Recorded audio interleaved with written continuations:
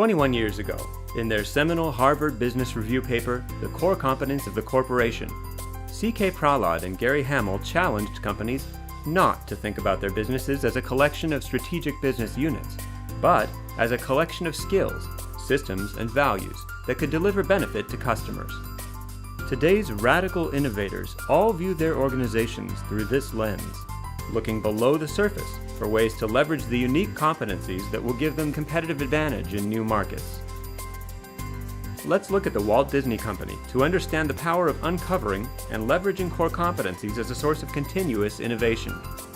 Disney never viewed themselves as an organization that simply operated theme parks or produced animated films, family movies, and TV shows.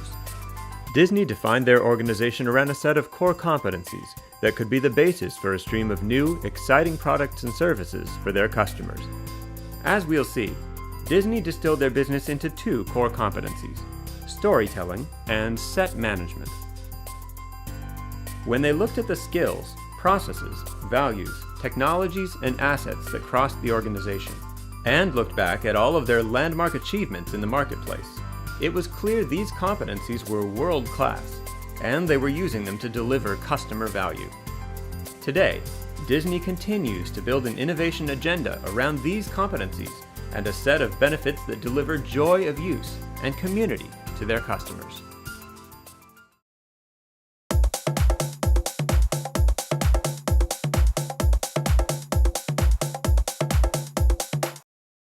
A capability, such as a skill or an asset, tends to be individual things that we know how to do or that we possess. They're typically distinguishable. Competitors, customers can see them and identify them.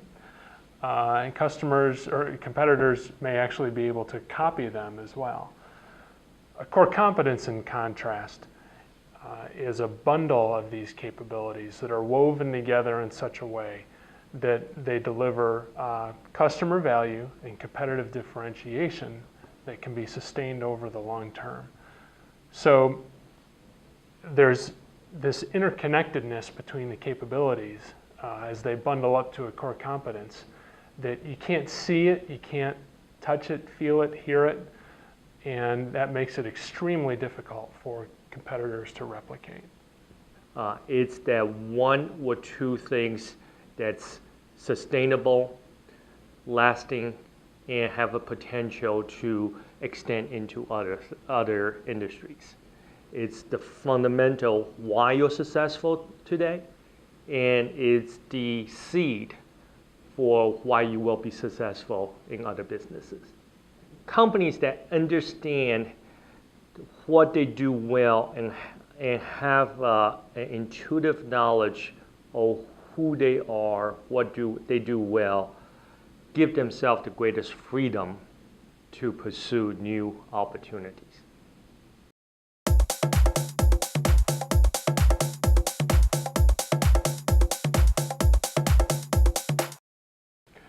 As a company, if you understand your core competencies, you're better able to deliver customer value, and in particular, differentiated customer value to your customers, and not just in the short term, but over the long term as well. So it will be more sustainable to where even if your competitors can see what you're doing, they can't copy it.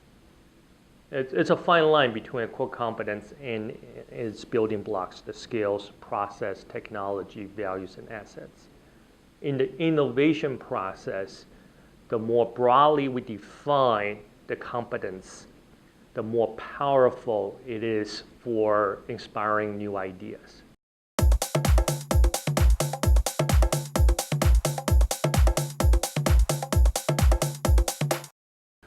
So one company that comes to mind that most people are familiar with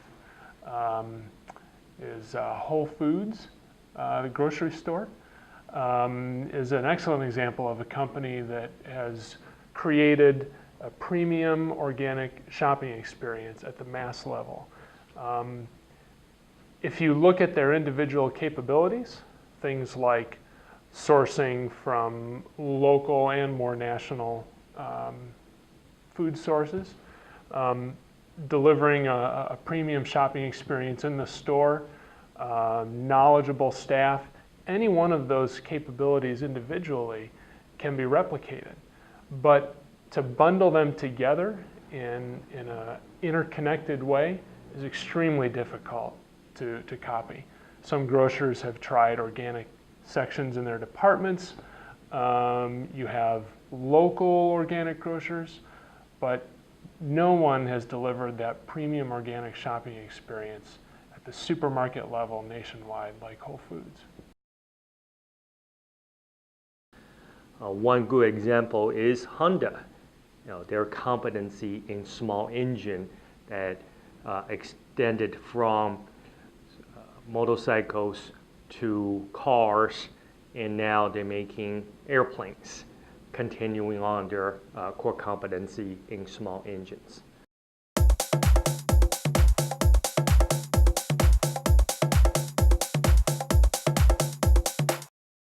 So, truly speaking, a core competence pervades an organization and lives throughout the fabric of its culture. So one individual should not make or break a core competence. So for example, Steve Jobs leaves Apple. Is Apple still Apple?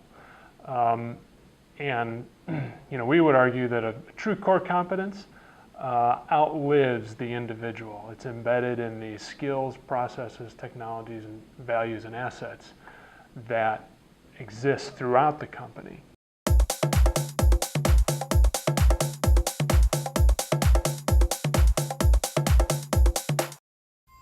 Which of these attributes are true core competencies? A strong brand? A great culture? World-class infrastructure? Delivering global supply chain success for customers? Remember, a true core competence is a unique bundle of skills, assets, and knowledge that delivers customer benefit, providing competitive differentiation. What's your plan to leverage the competencies in your organization or acquire additional ones required to compete in the future? Your innovation agenda depends on it.